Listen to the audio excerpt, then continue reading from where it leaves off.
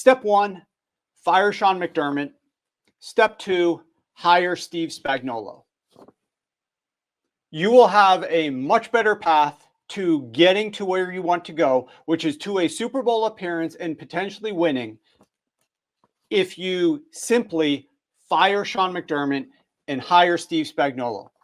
There's haters out there, or there's guys on Twitter who are Chiefs fans that say Steve Spagnuolo doesn't want another head coaching job.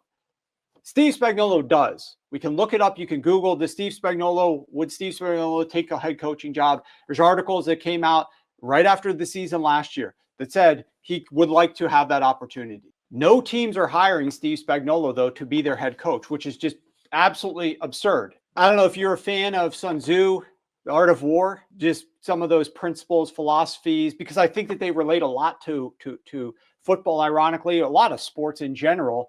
It's about war, but it also relates to like decision-making in sports.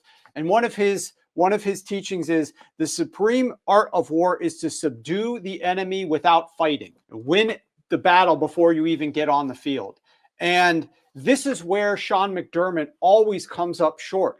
And you have the opportunity, if you were to hire Steve Spagnuolo, of stealing basically one of the biggest reasons why the Kansas City Chiefs keep winning Super Bowls, is because their defense is elite and extremely well coached. And not just well coached, extremely well prepared for every situation and for every dynamic. And we're going to play some videos momentarily and talk about this Kansas City Chiefs defense and what they do. But the issue for the Buffalo Bills and why they need to get rid of Sean McDermott is you are never going to beat the Kansas City Chiefs in the playoffs by bringing a Sean McDermott to an Andy Reid fight. You cannot win an Andy Reid fight with a Sean McDermott. It's just not going to happen. But let's talk about Spags momentarily here.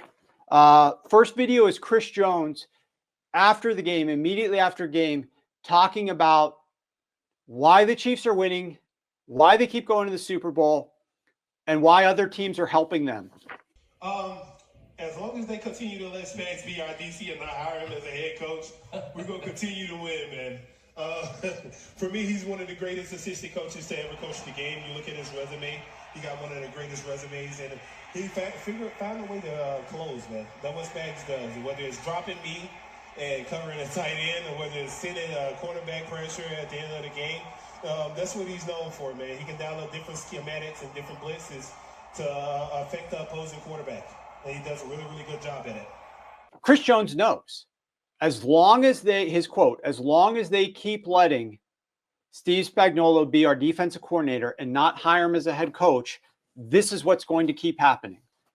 He hasn't prepared. And I can tell you that he hasn't prepared, and lots of other people, not enough people, not enough. Spags does not get enough credit for this as he deserves. Like, I tried to rant about him endlessly in last year's Super Bowl win. Just a drop in the bucket. Other people talk about him as well. It's always going to come back to Andy Reid and Patrick Mahomes and just their brilliance on the offensive side of the ball. Spags is the massive difference maker in this equation. And here's just an example of that from after the game. Here's a tweet from Tyler Dunn. Here's what he said.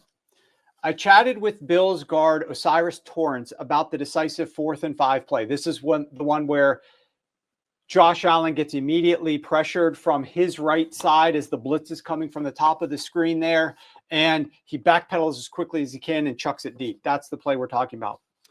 All game long, defense coordinator Steve Spagnuolo showed this particular pressure and backed off of it. Typically, he sent heat where the Chiefs weren't showing it pre-snap. That's why the Bills slid their protections to the left. Big mistake. The legends of Spag grows. Quote, they set it up. It was like they were waiting to get in that situation all game to bring out that one pressure. Holy shit. I don't know if you guys are getting chills. I love this. I live for this type of stuff. I just literally got the chills. If you could like run something down my back, just got the chills. That is an insane quote. Spags set this thing up for the vast majority of the game, saved it for this one specific time. And I want to play you another video. This video here doesn't have sound. You could just run this video on repeat a few times. What I want you to watch in this video was that decisive last play. And we're not going to show that play to conclusion. But what we're showing is, what I want you to watch is those defensive backs at the bottom of the screen. So pause it at the start of the video again when it runs through. Pause it right here. Okay. You have 4 eligible receivers to the bottom of the screen.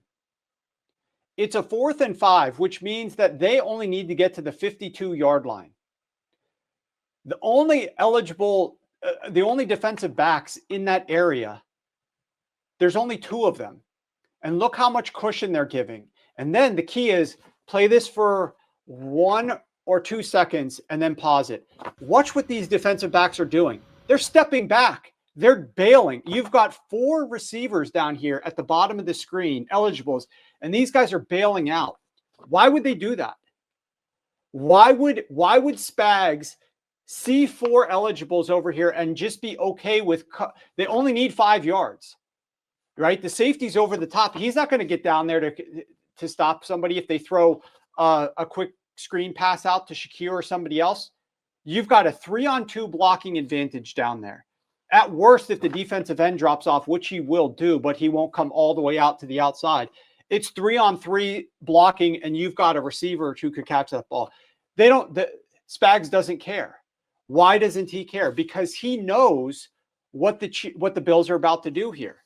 He knows the tendency of what the Bills might do, and he is prepared with his blitz on the other side of it.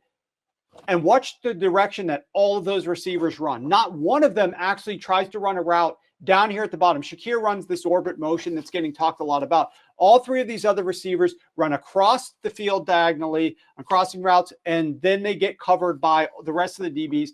Spags knew that he didn't have to freak out about this or waste a timeout because they don't have the right coverage. He felt great about the situation they're in. So play it again. Watch those 3 receivers for the Bills that are in that bunch. They're all going to run up. Defense is fine. Defense is fine. So Spags sent this pressure. He dialed it up for the exact right moment. He knew exactly when to levy it.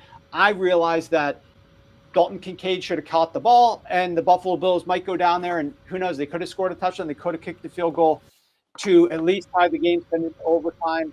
But this is just Spags being one step ahead of Sean McDermott.